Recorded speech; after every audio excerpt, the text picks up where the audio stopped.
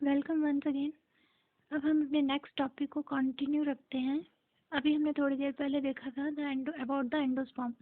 So there are 3 types of endosperm हमने देखे थे।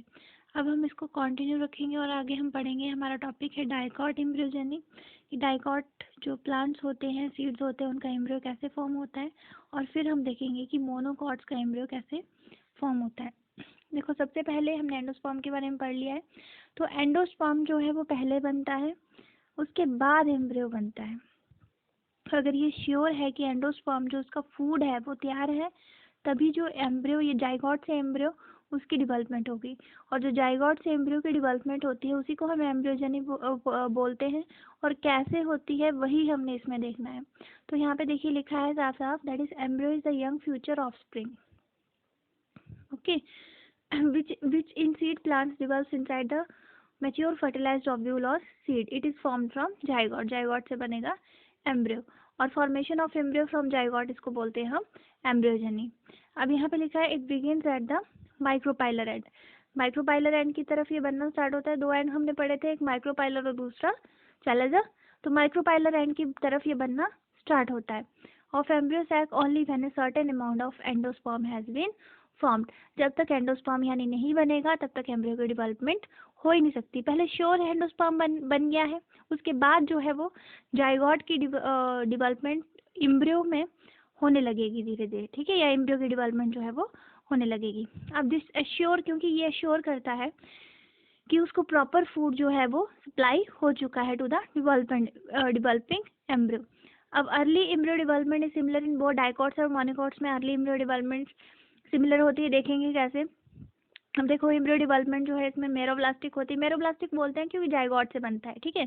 मेरोब्लास्टिक क्या होता है, जो जाइगोट से बनता है उसको हम बोलेंगे मेरोब्लास्टिक। और एंडोस्कोपिक होती है। Endoscopic means towards interior due to the presence of suspensor, अंदर की तरफ होती है क्योंकि सस्पेंसर इसमें बना हो। सस्पेंसर क्या है ये भी देखते हैं। देखो, इसमें जो है वो ज़्यादा समझने वाला नहीं है, जो लिखा है वही मैं बोलती जाऊंगी और वही हम डायग्राम के थ्रू समझेंगे। और यानी कि जो डायग्राम में वही आपको लिखना है और जो लिखा है वही डायग्राम आपको बनानी है। तो ज़्यादा मुश्किल नहीं है, जो लिखा है बस मैंने वही पढ़ना, ज़्यादा समझाने वाली ज़रूरत नहीं है इसमें। लेकिन जब एक बार आपको बता दूंगी तो आपको पढ़ना ईजी हो जाएगा। अब देखिए डाइगोट्स में कैसे बनता है। डाइगोट जैसे कि नाम से क्लियर है, इसमें 2 कॉर्डिनेडल्स बनते हैं। तो इसमें जाइगोट सबसे पहले जो है वो अनइक्वल डिवीज़न होती है इसकी, ठीक है। स्टोरी क्या है, अनइक्वल डिवीज़न होती है। 2 सेल्स बनते हैं, ठीक है। 2 सेल्स बनते हैं, एक बेसल सेल और दूसरा टर्मिनल सेल। टीसी लिख देते हैं, एक बेसल सेल और दूसरा टर्मिनल सेल। अब यहाँ पे देखिए आगे डायग्राम में हम देखते हैं, डायग्राम में सब कुछ क्लियर है। डायग्राम इसकी देखते हैं डाइकॉट एम्ब्रियोजेनी की।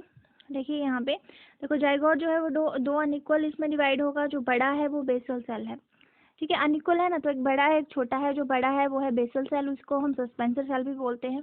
और जो छोटा है वो है टर्मिनल सेल, उसको हम एम्ब्रियो सेल भी बोलते हैं।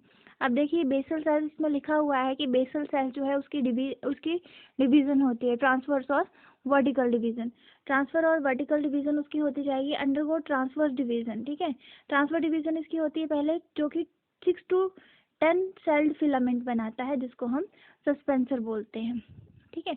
अब सस्पेंसर की फॉर्मेशन की वजह से ही इसको बेसल सेल को हम सस्पेंसर सेल का नाम भी दे देते हैं।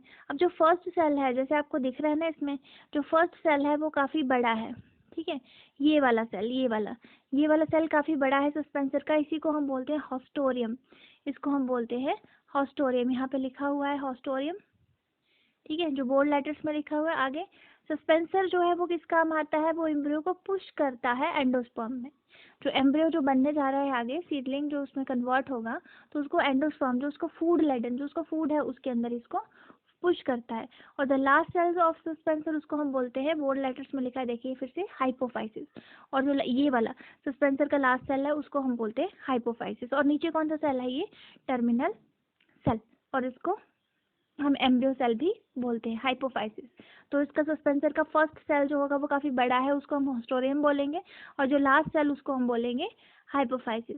और ये लास्ट फिर क्या बनाएगा, रूट कैप या रेडिकल बनाएगा। देखो 2 चीज़ें मेन है यहाँ पे, आपने +1 में पढ़ा है, रेडिकल होता है और दूसरा प्लीम्यूल होता है। रेडिकल से बनता है, that is your root part, R से आर, ठीक है, रूट पार्ट बनता है और प्लूम्यूल से आपका बनता है शूट, ठीक है, शूट जो है वो बनती है। अब देखिए टर्मिनल सेल के बारे में आगे क्या लिखा हुआ है। टर्मिनल सेल, उसको हम एम्ब्रियो सेल भी बोलते हैं और एपिकल सेल भी आप उसको बोल लो, यहाँ पे लिखा है। अब ये स्मॉलर है, ठीक है, जो बड़ा वाला है बेसल है वो माइक्रोपाइलर की तरफ बनेगा, ये स्मॉलर है किसकी तरफ बनेगा, ये चैलेंजर की तरफ बनेगा, स्लाइड टुवर्ड्स द चैलेंजर और एंटीपोडल एंड। अब टर्मिनल सेल को एम्ब्रियो सेल भी बोलते हैं, क्यों बोलते हैं, क्योंकि एम्ब्रियो के मेजर पार्ट जो है उसको फॉर्म करने जा रहा है। अब ये जो है वो ट्रांसवर्स और वर्टिकल डिवीजन में जाएगा। अब देखो जो टर्मिनल सेल है उसकी ट्रांसवर्स डिवीजन भी होगी, उसकी वर्टिकल डिवीजन भी होगी, एंड ट्रांसवर्स यानी कि मान लो इस तरह से डिवीजन होगी, वर्टिकल इस तरह से होगी, और पेरिक्लिनल डिवीजन भी उसकी होगी। पेरिक्लिनल मतलब जो पैरेलल है उसके वैसे चलेगा, और इसमें जो बेसल सेल है उसकी सिर्फ ट्रांसफर डिवीजन इन्होंने यहाँ पे लिखी हुई है, जो कि 6 to 10 सेल बनाएगी, ठीक है। और उसका फर्स्ट सेल और जो लास्ट सेल है उसका नाम आपने याद रखना है। अब देखिए इसमें जब ट्रांसफर डिवीजन होगी, वर्टिकल डिवीजन होगी, तो यहाँ पे ये बनाएगा 2 tired and 8 sailed pro embryo, ठीक है, 2 tired and 8 sailed pro embryo बनाएगा। अब जो टायर जो सस्पेंसर की तरफ है उसको हम बोल रहे हैं हाइपोकोटाइल, ठीक है, उसको हम बोलेंगे हाइपोकोटाइल, और हाइपोकोटाइल क्या बनाएगा, रेडिकल, ठीक है, रेडिकल यानी कि रूट पार्ट जो है वो उसका बनाएगा। A root cap devolve from the radicle और root tip, the other apical tier give rise to plumule, और जो दूसरा वाला है वो किसको बनाएगा, प्लूम्यूल को, वहाँ से एपिकोटाइल और कॉटिनिडल्स भी वहाँ से ग्रो करेंगे। अब देखिए आगे लिखा है the two embryo tyres undergo periclinal division, उसकी होगी पैरेलल, मतलब जब पैरेलल डिवीजन होगी तो वो बहुत सारे रोज बना देता है सेल की, इस तरह से ये रोज बना देगा सेल की। और देखिए यहाँ पे जो आउटर लेयर है वो लिखी है डर्मेटोजन, और उसके जो बीच वाली है वो ग्राउंड मेरिस्टेम, और सबसे अंदर वाली है प्रोकैम्बियम। ये सारे आपने प्लस वन में पढ़े हैं, these are the parts of a plant, ठीक है, डर्मेटोजन, ग्राउंड मेरिस्टेम और प्रोकैम्बियम, ठीक है, जिससे ग्रोथ होती है उसकी, प्रोकैम्बियम यहाँ पे इसकी फॉर्मेशन करेगी। अब यहाँ पे आगे लिखा है कॉटिनिडल जो है बहुत जल्दी ग्रो करते हैं, और प्लूम्यूल जो है उनमें एक स्मॉल माउंड की तरह जो है वो ग्रो करता है। देखिए ये जो है ये वाला, इसकी बात करें तो दिस आर द कॉटिनिडल्स, और इनके बीच में ये जो लाइन दिख रही है दिस आर द प्लूम्यूल, ये कॉटिनिडल्स है, और ये जो है बीच में line that are the plumule, ठीक है, this is the plumule part. Cotyledon dicot है ना, तो उसमें 2 कॉटिनिडल्स बनेंगे, ठीक है, नाम से क्लियर है, इसमें 2 कॉटिनिडल्स जो है वो बनेंगे। अब पीछे देखते हैं इसकी डायग्राम, देखो डायग्राम भी आपने ऐसे बनानी है, ये सारी एक्सप्लेनेशन थी इसके बारे में। अब देखो इसमें एक और चीज़ यहाँ पे लिखा है, with the growth of cotyledon the embryo become heart shaped and then assume a typical shape. अब आप इसमें एक चीज़ यहाँ पे याद रखेंगे, मैं लिख देती हूँ, ठीक है। देखो यहाँ पे सबसे पहले जो शेप है वो है ग्लोबुलर, ग्लोबुलर दिख रही है, ठीक है, क्योंकि सीक्वेंस पूछा जाता है कि पहले कौन सी बनती है, फिर कौन सी बनती है, फिर कौन सी बनती है, तो पहले बने ग्लोबुलर, जब आप डायग्राम बनाएंगे खुद तो आपको क्लियर हो जाएगा, फिर बनेगी हार्ट शेप्ड, ठीक है, वो आगे देखते हैं हम डायग्राम में हार्ट शेप्ड, फिर वो बनेगा टॉर्पिडो शेप, और लास्ट में बनेगा हॉर्सशू शेप्ड, ठीक है, लास्ट में बनेगा हॉर्सशू शेप्ड। तो इसी तरह से इसकी ग्रोथ है।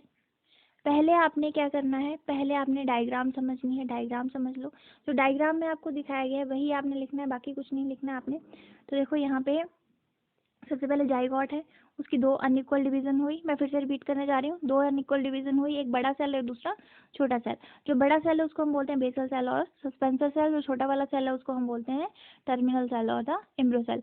अब बेसल सेल किसकी तरफ बनेगा, माइक्रोपाइलर एंड की तरफ, और जो टर्मिनल सेल है वो किसकी तरफ बनेगा, चैलेंजर एंड की तरफ।